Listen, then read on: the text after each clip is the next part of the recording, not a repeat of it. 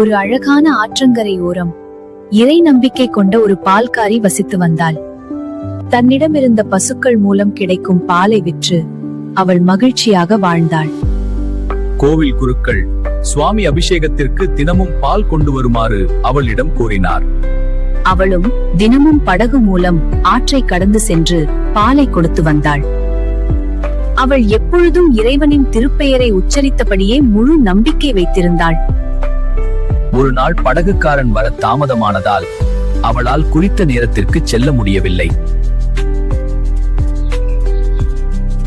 ஏன் இந்த தாமதம்? மன்னிக்கவோயா, காரணம் சொல். படகுக்காரன் வராததால் தான் தாமதம் ஏற்பட்டது என்று பால்காரி பணிவாக கூறினாள். இறைவன் பெயரை சொன்னால் கடலையே கடக்கலாம், இந்த ஆறு எம்மாத்திரம். அடுத்த நாள் ஆற்றில் பெருவெள்ளம் வந்த போதும் பால்காரி குறித்த நேரத்திற்கு வந்தாள். அவள் எப்படி வெள்ளத்திலும் அவள் எப்படி துல்லியமாக வருகிறாள் என்று குருக்கள் வியந்து கேட்டார். நீங்கள் சொன்னபடியே இறைவன் பெயரை சொல்லி ஆற்றை கடக்கிறேன் என்றாள் பால்காரி. அவள் பொய் சொல்கிறாளோ என்று சந்தேகப்பட்ட குருக்கள் அவளை பின் தொடர்ந்து சென்றார். இறைவன் மேல் முழு நம்பிக்கை வைத்து அவள் ஆற்றின் மேல் நடந்து செல்வதை கண்டார். தானும் அப்படியே செய்ய எண்ணி நம்பிக்கை இல்லாமல் ஆற்றில் இறங்கினார் குருக்கள். அவ்வளவுதான், அவர் நீருக்குள் மூழ்கினார்.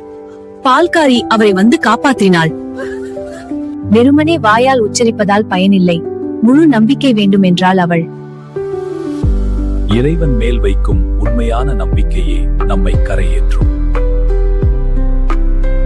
Please subscribe